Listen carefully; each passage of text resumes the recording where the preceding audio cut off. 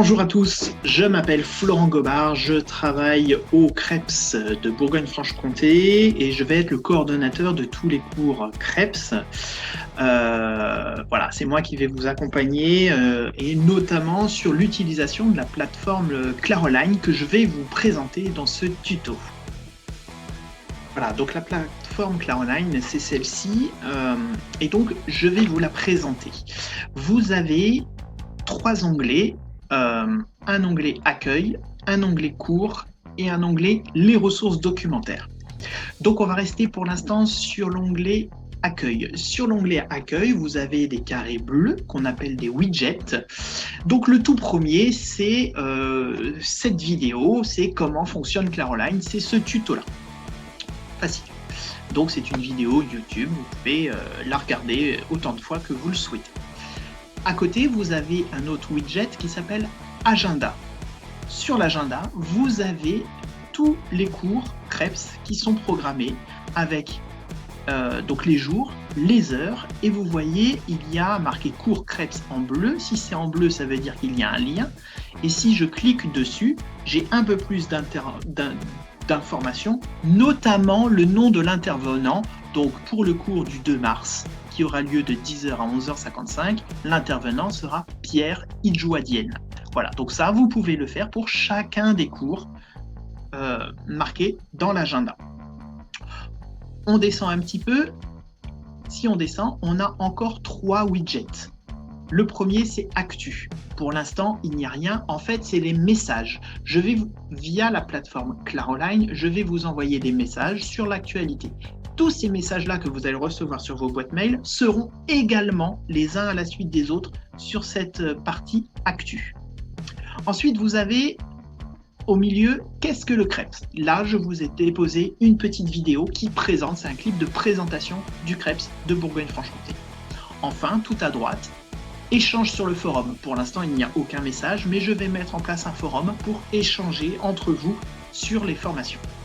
Enfin, tout en bas, vous avez les formateurs du CREPS. Donc, vous avez en fait la photo, le nom de chacun des intervenants que vous allez avoir sur cette formation des contenus CREPS. Donc, moi-même, en premier, vous aurez également Maëdoua Blin, ma collègue, Pierre Idjouadienne, donc qui fera votre premier cours le 2 mars, et Audrey Boyer-Valero, que vous retrouverez au mois de juin. Vous avez ensuite un deuxième onglet qui s'appelle les cours. Donc je clique dessus et ici vous voyez deux parties. Une partie en bleu, le référentiel de certification. Donc ici en fait vous retrouvez les compétences à acquérir dans les contenus du CREPS. Donc communiquer dans les situations de la vie professionnelle, prendre en compte les caractéristiques des publics dans leur environnement dans une démarche d'éducation à la citoyenneté, assurer le cadrage d'un projet, promouvoir le projet, clôturer le projet. Comme vous le voyez, dans ce référentiel, vous avez 3 couleurs, du bleu, du rouge et du vert. Vous allez retrouver ces couleurs-là dans les widgets, dans les carrés qui sont à côté. Donc, le bleu, communiquer, là vous aurez le widget communication.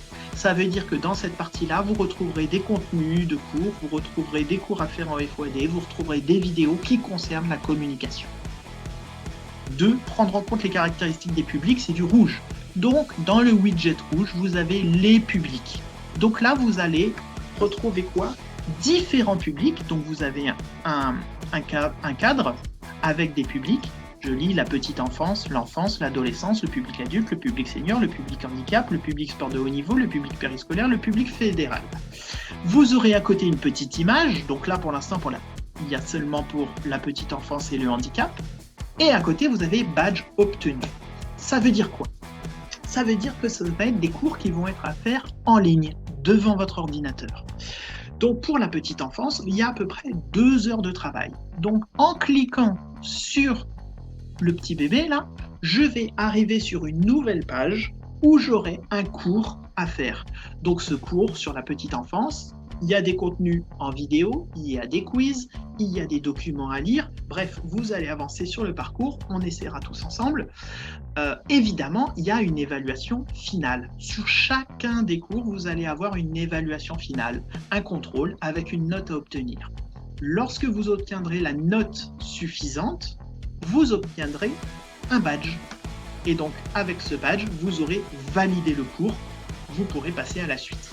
Donc, tant que vous n'avez pas la note, par exemple 15 sur 20, vous pouvez recommencer le cours encore et encore jusqu'à obtenir la note finale de 15 sur 20. Quand vous avez 15 sur 20, vous pouvez passer à la suite. Donc là, vous allez retrouver chacun de ces cours en ligne. De la citoyenneté, vous voyez que je suis toujours dans le rouge, je suis toujours dans la relation au public, donc là, on en parlera. Vous avez un cours sur la citoyenneté. Je continue, je descends, et là, tout en bas, vous aurez ensuite en 3 le projet. Donc là, ce sera encore des contenus qui seront apportés pour vous. Ce sera en vert, ce sera tout ce qui est projet. Enfin, dernier onglet, les ressources documentaires. Donc là, pour l'instant, cette section, il n'y a pas encore beaucoup de choses. Vous avez quelques présentations des diplômes jeunesse et sport, j'en reparlerai. Vous avez quelques vidéos de sensibilisation à la lutte contre les discriminations, quelques affiches, etc. Mais là, on va apporter beaucoup d'éléments. Donc ce seront finalement une bibliothèque en ligne exclusivement pour vous, pour tout ce qui est en lien avec le sport et les différentes thématiques qu'on aura vues ensemble. Donc voilà, ce tuto est maintenant terminé. Évidemment, il est à disposition encore et puis pendant toute votre formation. Je vous souhaite bon courage et n'hésitez pas à me poser des questions. Je vous redonne mon adresse mail, mon numéro de téléphone et puis de toute façon, vous l'avez sur la page Claroline, sur la page d'accueil.